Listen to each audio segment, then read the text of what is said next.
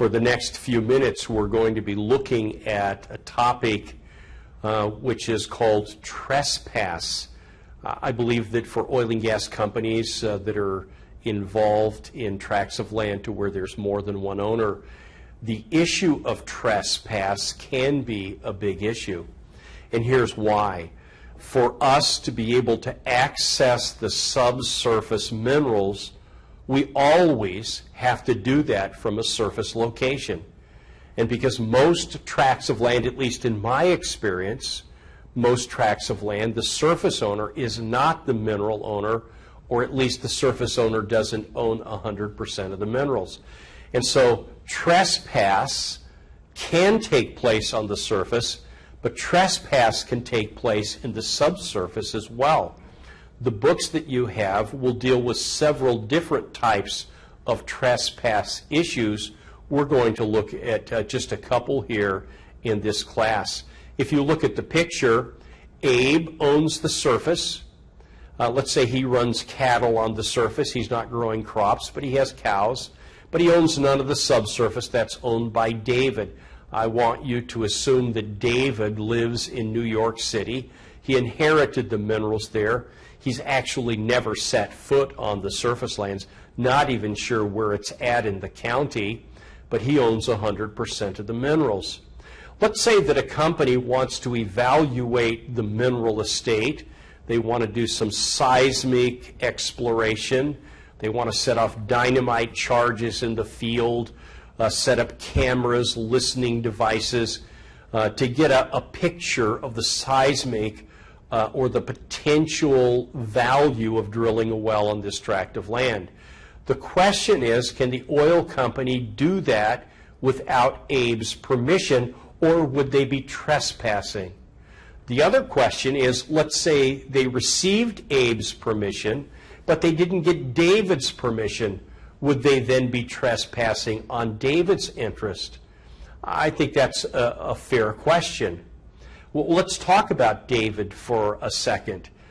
This is going to sound like a crazy illustration, but my wife and I, we like to go on evening walks in the neighborhood, and one of the things my wife loves to do is if the windows of a neighbor's house is open, to look in. She's looking at the decorating that's going on in the house. And I don't think we're trespassing. She can't be arrested for that. But wouldn't that be a different story, as if she said to us, hey, let's go back and get the camera. They did something in their kitchen. I don't think they're home. Let's go up to the window and take pictures of their kitchen. I think we've crossed a boundary there, don't you? I don't think the neighbors would like us doing that. And in essence, isn't that what we would be doing to David's interest below the surface, taking pictures when he wasn't there unless we had his permission?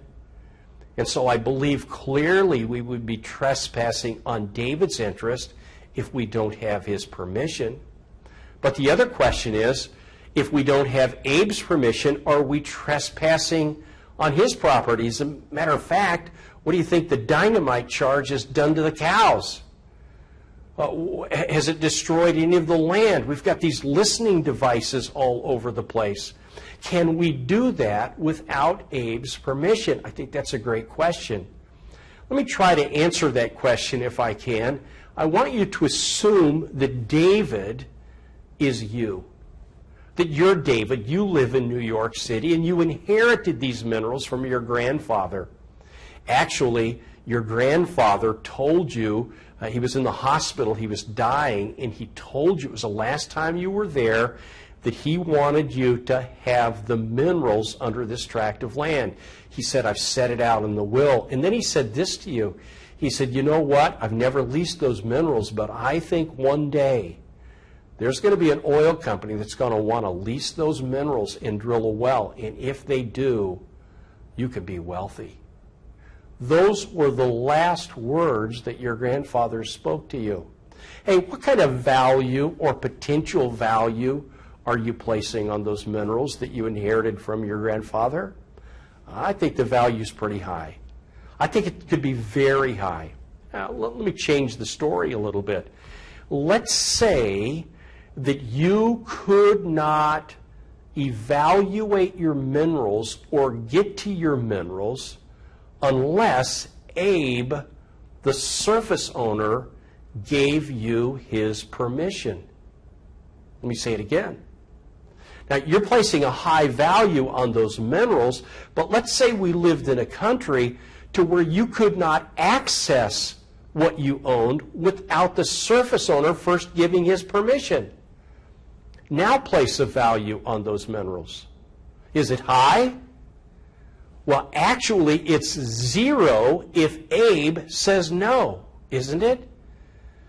The value of your minerals is worthless unless Abe gives you his permission. And so here's the deal in the United States. In the United States, the subsurface estate actually is the dominant estate. And the reason for that is because they have to have value to us, or for them to have value to us, we have to be able to access them without the surface owner's permission. Now, a prudent operator would never go out there and set off dynamite charges without getting Abe to agree to it or to sign something.